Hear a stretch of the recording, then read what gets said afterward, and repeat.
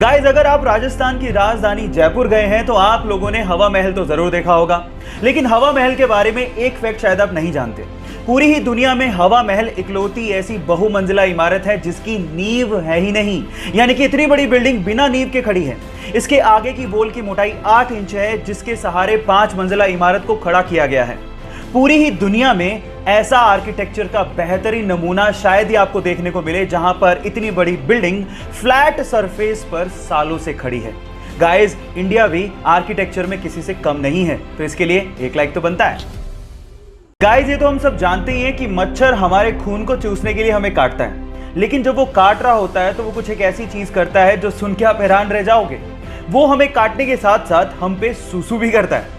एक रिसर्च से पता लगा है कि कोई भी ब्लड सकिंग इंसेक्ट्स हमें काटने के साथ साथ हमारे शरीर पर सुसु भी करता है, क्योंकि हमारे ब्लड से उसे न्यूट्रिशन चाहिए, लेकिन हमारे ब्लड में न्यूट्रिशन के साथ साथ बहुत मात्रा में सॉल्ट भी होता है, जिसे वो यूरिन के थ्रू फटाफट से बाहर निकाल देता है। तो अगली बार जब आपको काटे तो आप याद रखिएगा वो आप पे सुसु भी कर रहा है। So take care about it. या आप भी पहले से जानते थे? नहीं जानते तो चैट सेक्शन में लिखना मत भूलिएगा।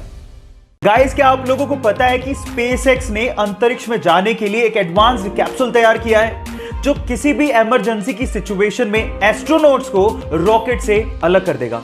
और उसके साथ साथ इसमें एक एडवांस्ड पैराशूट भी लगाया गया है, जो आसानी से एस्ट्रोनॉट्स को लैंड भी करवा देगा। गाइस, इस टेक्नोलॉजी की हमें सख्त जरूरत है, ताकि इन फ्यूचर हम लोग कल्पना चावला जैसी बेटियों को ना खोएं। गाइस, अब तो मैं जरूर अंतरिक्ष की सैर करना चाहूंगा। क्या आप लोग सैर करना चाहेंगे? चैट सेक्शन में लिखना मत भूलिएगा। हमारी अर्थ पे बढ़ते हुए पॉपुलेशन की वजह से कभी कभी ये दिल में ख्याल आता होगा कि काश हमारी धरती थोड़ी सी बड़ी होती। लेकिन अगर ऐसा होता तो इंसान को एक नुकसान भी होता, और वो ये कि इंसान कभी भी स्पेस में नहीं जा पाता। एटलीस्ट 2020 तक तो नहीं जा पाता।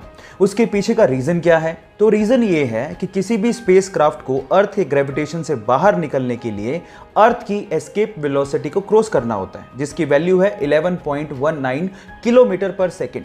लेकिन अर्थ बड़ी होती तो उसका ग्रेविटेशन ज्यादा होता और उसकी एस्केप वेलोसिटी भी ज्यादा होती, और इतनी टेक्नोलॉजी हमारे पास एडवांस है ही नहीं जिससे हम उस एस्केप वेलोसिटी को क्रॉस कर पाते हैं।